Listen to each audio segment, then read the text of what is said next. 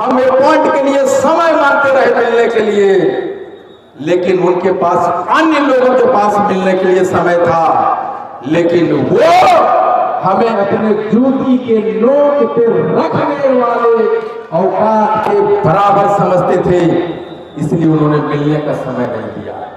एक मौका था, मिल सकते थे, हमारी आंसू पोंछ सकते थे, आपने अपनी पहली मौका गंवाया।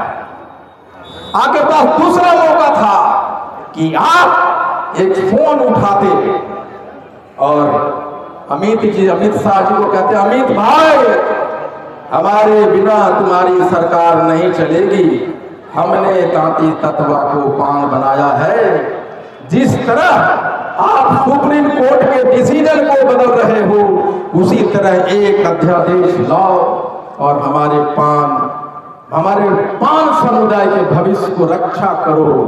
आप कर सकते थे, आप नहीं किए, आपने दूसरी गलती की, आपने दूसरी मौका गंवाया।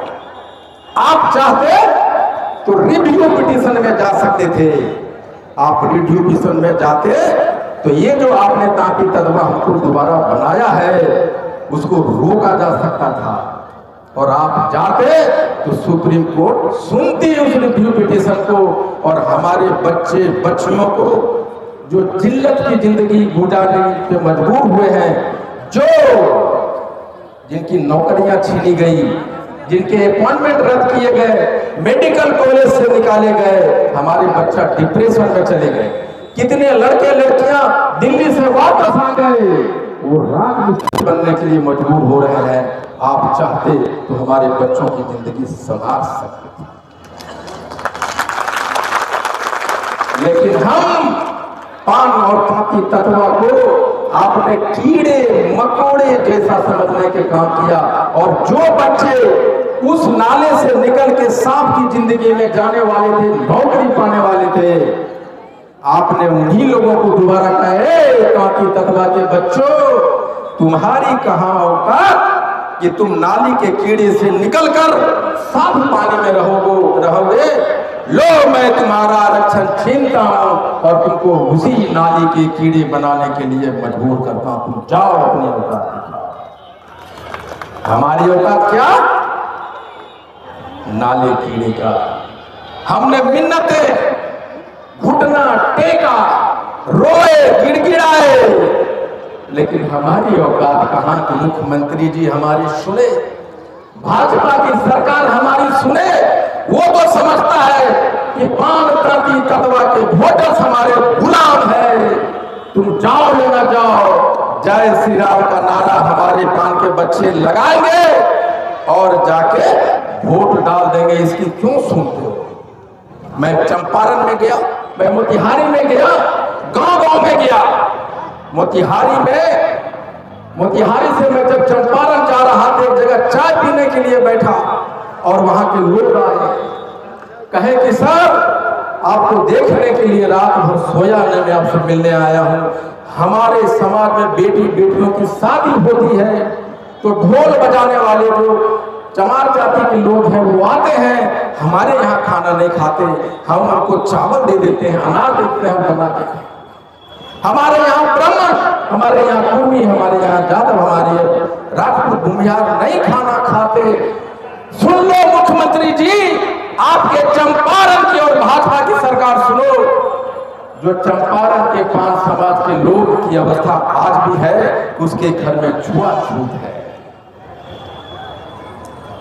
हम बोले चंपारण के माननीय अध्यक्ष शिवालक महतो जी से, पूरन जी से, मोतिहारी के हमारे अध्यक्ष हरिहर दास जी को कि आप झंडा ढो लगाए घूम रहे हैं भाजपा का, और भाजपा एक तलवार लिए आपके गर्दन को काटने सामने खड़ा है। झंडा उतारिए और पान समाज का झंडा, पान समाज का झंडा, और उन्होंने वो झंडा निकाला। मैं कहा कि पार्टी का झंडा पीछे करो, पान का झंडा बुलंद करो। हम न कांग्रेस के हैं, न जदयू के हैं, न राजद के हैं, न भाजपा के हैं। हम पहले पान है हमारा झंडा आगे आगे होगा, पार्टी का झंडा पीछे होगा, हमने कहा। और जब सब कुछ हार गए तो मैंने सोचा कि अब क्या होगा। सरकार ने मुझे, हम लोगों को, पांच जाति के लोगों को जहाज से समुद्र में फेंक दिया है, बीचों बीच। कहां जाएं हम, क्या करें?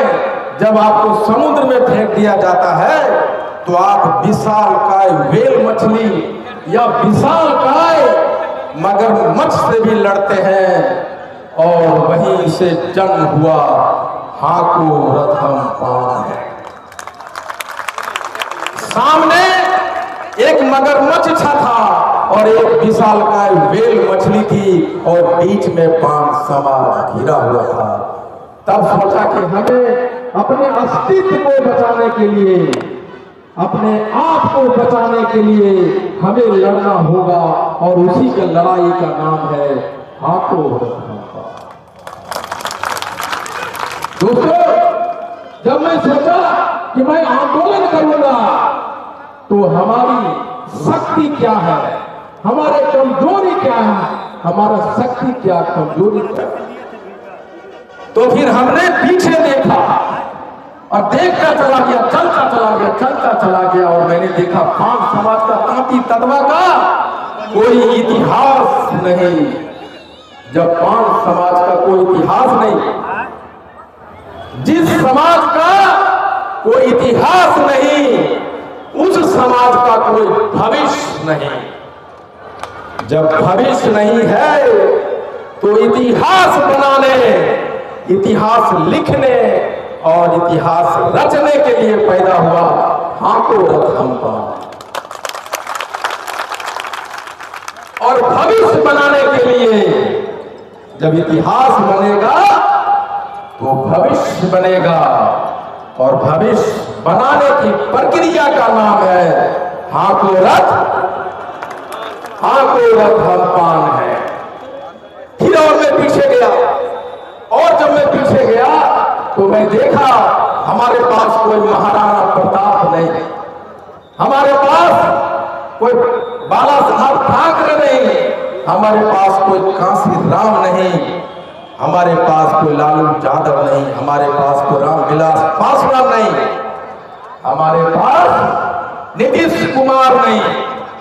यानी जिस समाज का कोई चेहरा नहीं होता उसका कोई पहचान नहीं होता। फिर वहीं पे पैदा होता है हाको रथम पान। हाको रथम पान है, जब गली गली चलेगा तो चेहरा बनेगा। मुजफ्फरपुर में चेहरा बनेगा, सीतामढ़ी में चेहरा बनेगा, दरभंगा में बनेगा, मधुबनी में बनेगा, हर जगह चेहरा का निर्माण होगा। और बिहार में देश लेवल पे भी चेहरा का निर्माण होगा और कहेगा ये देखो ये पान समाज का चेहरा है। और आज इस ग्राउंड पे इतनी भीड़ देख के ये सिर्फ मुजफ्फरपुर में नहीं, पूरे देश को दिखाया है कि हाको रथम पान चेहरा निर्माण के लिए और इतिहास बनाने के लिए मैदान को छोटा कर दिया। और इसी का नाम है हाको रथम पान। फिर हमने देखा जब इतना बड़ा आंदोलन करेंगे तो क्या होगा, हमारे पास शक्ति क्या है। मैं पीछे गया, मैंने देखा कि हमारे जो सबसे बड़ा शक्ति हमारे पास है कि हम 80 लाख हैं। हाको रथ पान के निर्माण के लिए जो सबसे बड़ा ताकत मेरे पास था वो क्या था कि हम 80 लाख हैं। ये मेरी ताकत है। फिर क्या होगा, 80 लाख तो हम 18-78 बरस हैं, तो हमारी ताकत कहां गई। 80 लाख आज से नहीं है, बहुत दिनों से फिर ताकत कहां गई। फिर मैंने देखा कि हमारी और ताकत क्या है, इस 80 लाख लोगों में हमारी ताकत क्या है। तो हमने देखा कि हम भावुक लोग हैं,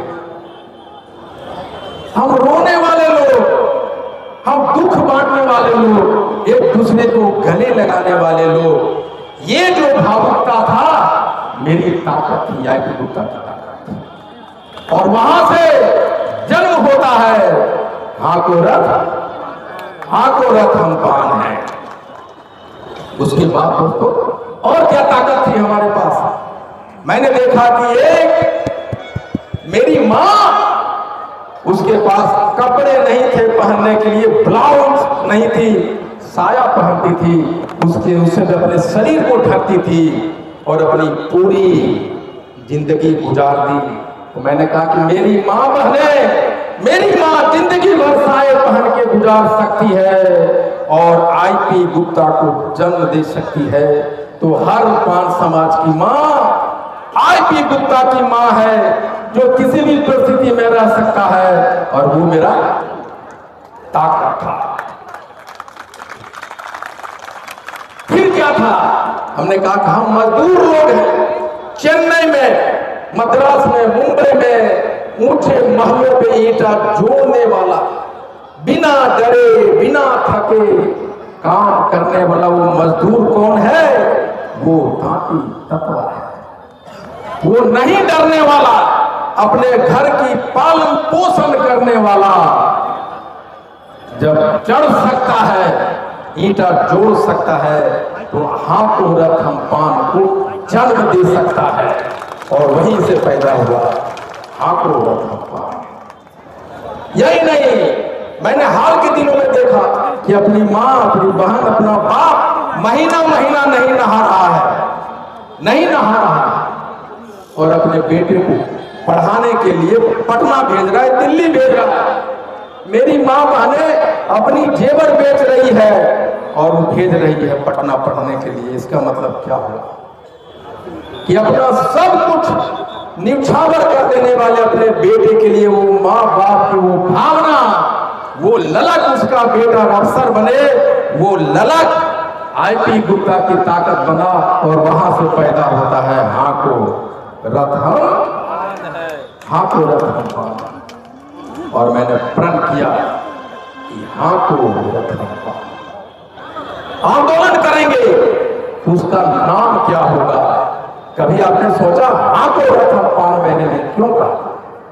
हमने कहा ये रथ पान समाज जब तक हाँकता रहेगा, तब तक जब नरेंद्र मोदी, नीतीश कुमार रथ के सामने में रिजर्वेशन का चिट्ठी लेके खड़ा हो और कहे हे पान समाज के लोगों, रोको रथ, तुम पान हो।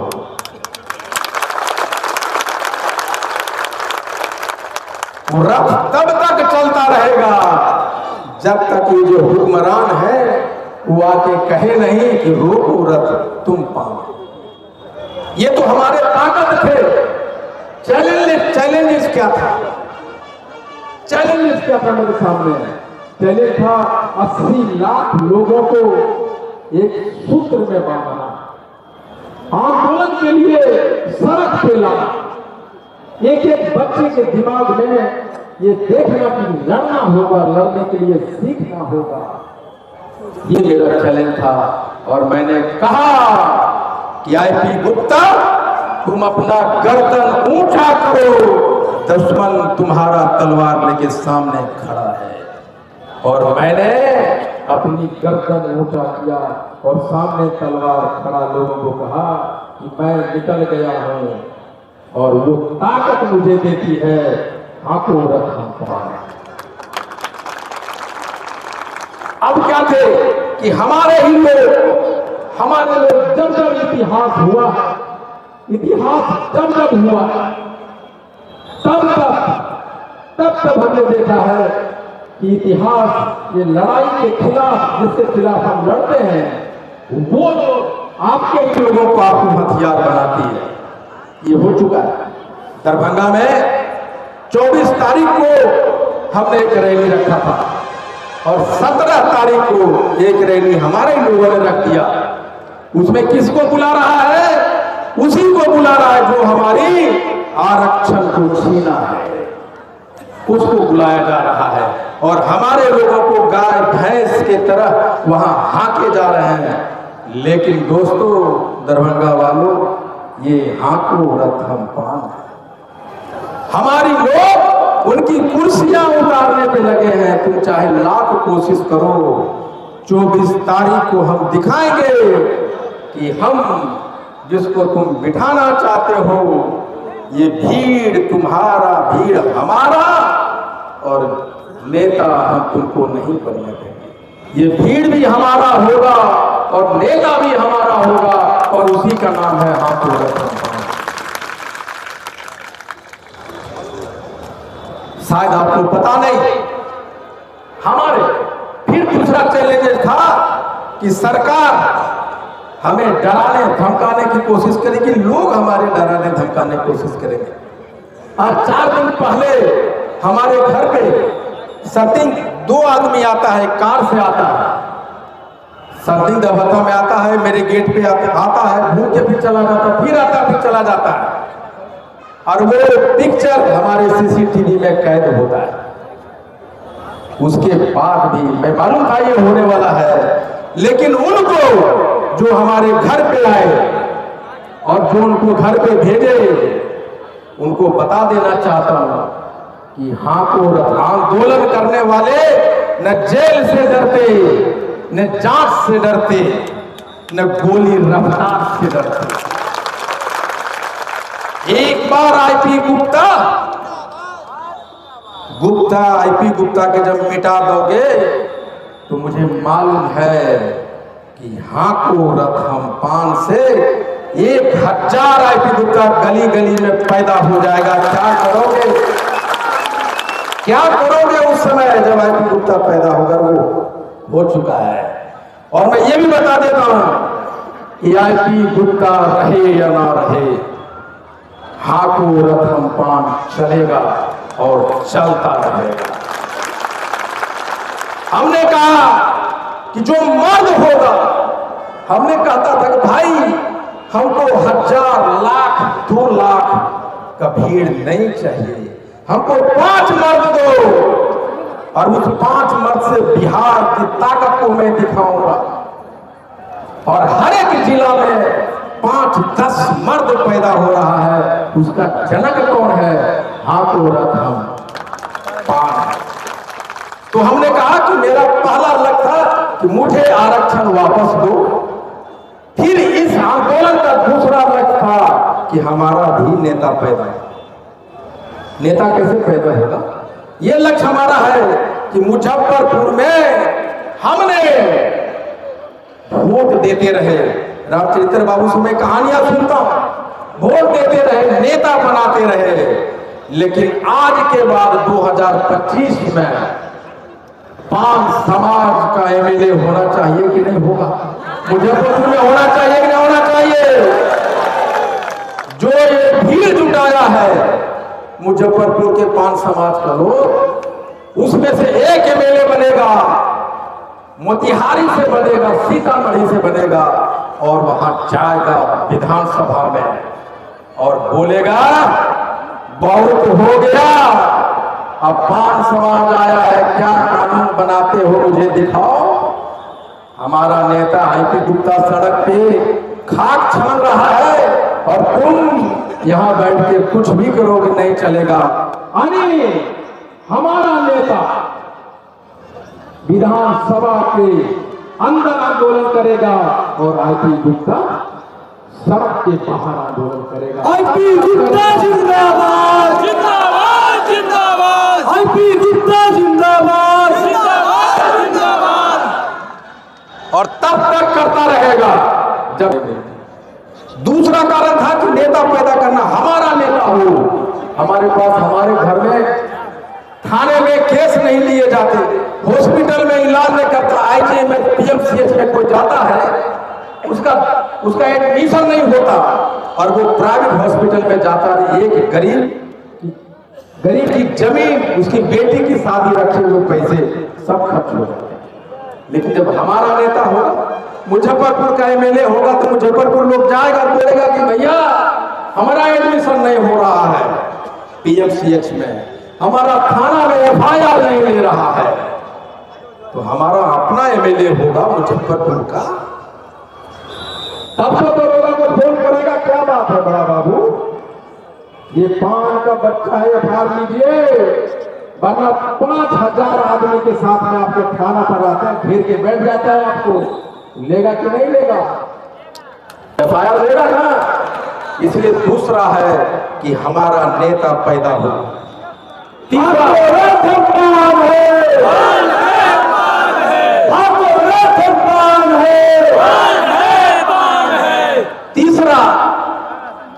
तीसरा हमें पॉलिटिकल जात बनना, राजनीतिक जात बनना। राजनीतिक जात का मतलब क्या होता समझते हैं? अगर हम कोरी होते, अगर हम कुर्मी होते, हम घुमियार होते, हम राजपूत होते, और अगर हमारा आरक्षण छीन लिया होता नीतीश कुमार, तो उनकी हिम्मत होती, बोलते यार ये तो पॉलिटिकल जात है, ये पॉलिटिकल जात है, इसकी आरक्षण नहीं छीनो। आप मुसहर जाति को सीखिए उनसे, उनके पास ढंग के कपड़े नहीं, उनके पास खाने के पैसे नहीं, घर नहीं, लेकिन उनके समाज में मुख्यमंत्री है, MLA है, मंत्री है, MP है। हमारे पास क्या है? इसलिए मैं कहता हूं एकता नहीं, जागरूकता चाहिए, और जागरूकता जब होगी तो हम राजनीतिक पार्टी हो जाएगी। हमने जब चुनाव लड़ा विधानसभा में सिकंदरा में, तो सारे मुसहर समाज हमारे साथ थे, लेकिन एक मांझी को टिकट मिलता है और 5 लोग उसका नेता आता है मुसहर समाज को, और हाथ जोड़ के खड़ा हो जाता है, कहता है गुप्ता सर हमारा जात का नेता खड़ा हो गया है, हमको माफ कीजिएगा, हम आपको वोट नहीं दे पाए। और इसीलिए वो ऐसा क्यों कहा? क्योंकि वो पॉलिटिकल जात है। पॉलिटिकल जात अपने अधिकार के लिए लड़ता है, अपना नेता पैदा करता है। हमने कहा JP आंदोलन को देखिए, JP आंदोलन जब हुआ तो देश में 100 नेता पैदा हुआ। अन्ना का आंदोलन हुआ तो केजरीवाल का टीम पैदा हुआ। पान आंदोलन हो रहा है, और पान आंदोलन से पूरे बिहार में 100 शेर नेता पैदा हुआ। और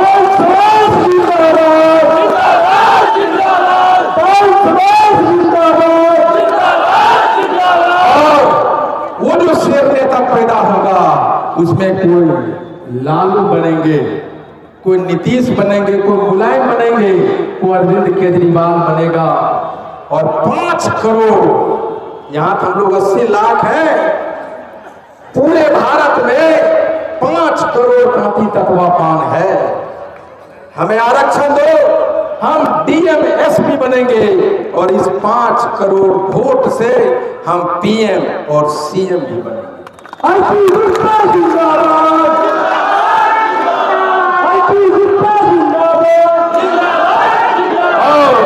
और इसीलिए मैंने कहा कि आओ, अगर तुमको देश का PM बनना है, तुमको बिहार का CM बनना है, आओ बैठो मेरे रथ पे और कहो हाँ को रथ हम पान है।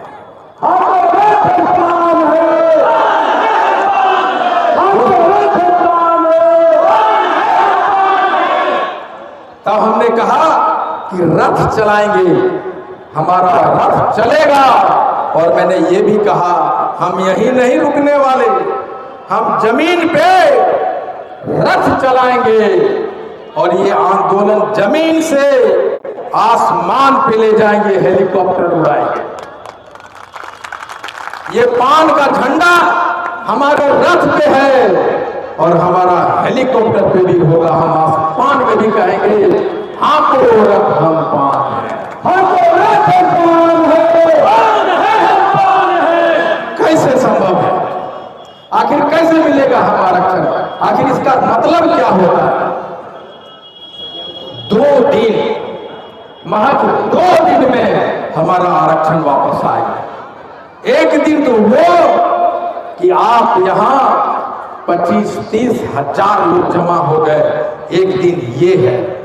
आपको नहीं पता, इसमें बिहार सरकार के ढेर सारे CID घूम रहे होंगे, भारत सरकार का आईबी वाला घूम रहा होगा और रात में एक अर्जेंट कॉल भेजेगा माननीय मुख्यमंत्री जी को और प्रधानमंत्री जी को कि सर ये पान समाज तो पगला गया है, कुछ न सुनता है। इस पागल को ठीक करने का एक ही इंजेक्शन है, आरक्षण वापस करो। मोदी नीतीश होश में आओ, होश में आओ, होश में आओ। मोदी नीतीश होश में आओ, होश में आओ। ये सिर्फ रथ नहीं हाँकेगा, आपके कुर्सी को, पीएम और सीएम के कुर्सी को भी हाँक देगा। हमारी ताकत क्या है पता है आपको? हम 150 विधानसभा में कहीं 5,000, कहीं 10,000, कहीं 25,000, कहीं 70,000, कहीं 75,000 है। और ये 150 विधान में 70-75,000 के वोटों को बांटने वाला कौन था? कहीं राजद है तो कहीं कांग्रेस है तो कहीं जदयू है तो कहीं भाजपा है। और मैं जानता हूं बिहार सरकार के ढेर सारे मंत्री, विपक्ष में बैठे एमएलए, सबको मैं जानता हूं। कोई 5,000 से जीता है, कोई 200 से जीता है, कोई 800 से जीता है, कहीं 3,000 से जीता है, कोई 15,000 से 1500 से जीता है। और जहां जहां ये लोग इतने वोट से जीते हैं वहां वहां पान समाज 15 से 45,000 है। भैया 150 तो छोड़ो, ये हाको रथम पान अगर 150 सीट पे भी खेला कर देगा तो तुम मुख्यमंत्री नहीं बन पाओ। अगर मुख्यमंत्री बनना है, अगर केंद्र में सत्ता संभालनी है तो आओ, बैठो हमारे रथ पे और कहो कि चलो ले चलता हूं विधानसभा, चलो ले चलता हूं लोकसभा, और कौन सा बिल लाना है बोलो, रोको रथ तुम पाओ। मोदी नीतीश होश में आओ, होश में आओ, होश में आओ। मोदी नीतीश होश में आओ, होश में आओ, होश में आओ। ये जब तक पान समाज नहीं चाहेगा, आज के डेट में अब ये रथ रुकने वाला नहीं है। तो हमारी ताकत क्या थी? 40-50 लाख वोट थे और ये सब बिखरे हुए थे, और इस सभी को